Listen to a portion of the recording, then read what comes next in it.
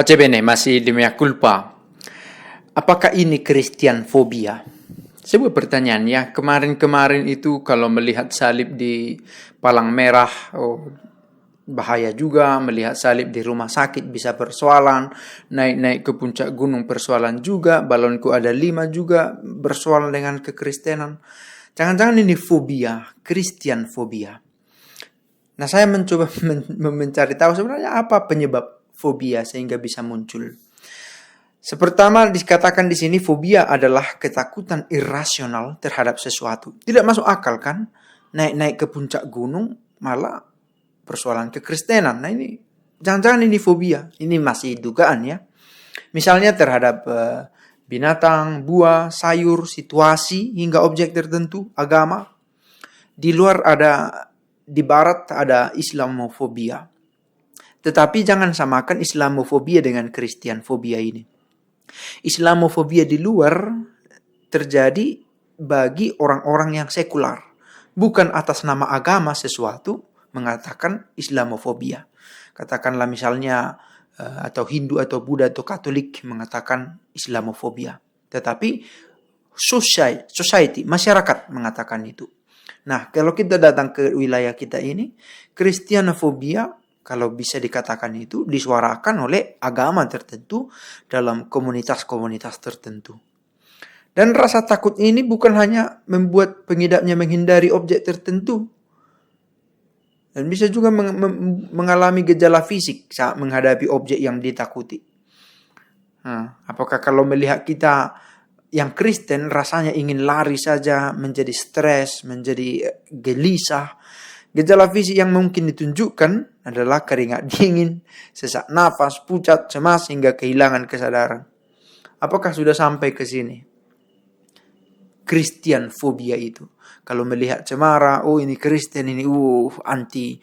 Kalau melihat palang merah atau apalah simbol rumah sakit ada salibnya, oh ini bukan kita ini. Lalu pergi.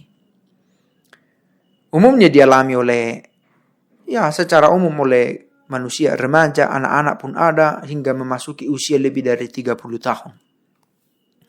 Dan ada berbagai macam. Apa penyebabnya? Ya, ada pengalaman hidup dan ada masalah genetis katanya. Dan trauma ada juga. Dan jenis-jenis fobia itu ada spesifik atau simple fobia, hal tertentu langsung jelas. Ada kompleks fobia, berkembang pada masa dewasa yang kompleks. Umumnya fobia ini muncul ketika seorang dihadapkan pada situasi tertentu. Penyebabnya pengalaman hidup, perkembangan otak, dan juga masalah genetika. Oke, ini pendekatan biologis medis ya soal fobia. Tetapi harus juga dikatakan psikologi sosial barangkali berpengaruh juga.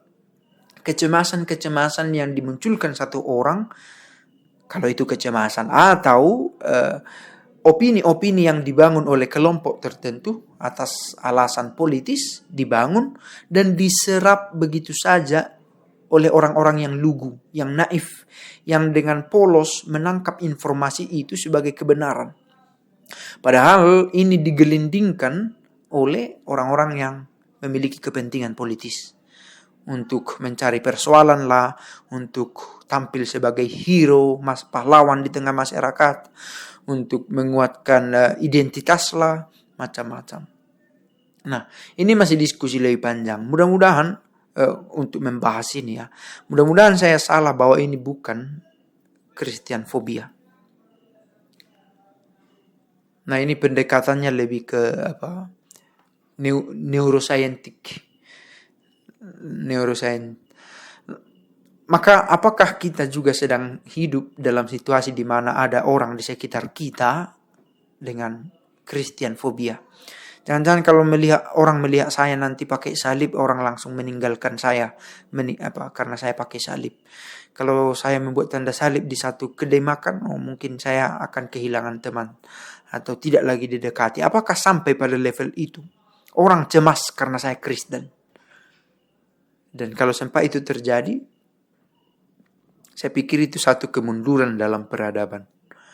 Dan kalau diucapkan atau disampaikan dalam wadah agama tertentu. Sekali lagi, Islamofobia di luar sana bukan disuarakan oleh agama, tetapi disuarakan oleh society yang cemas karena perbuatan sekelompok orang dengan tindakan-tindakan radikalnya.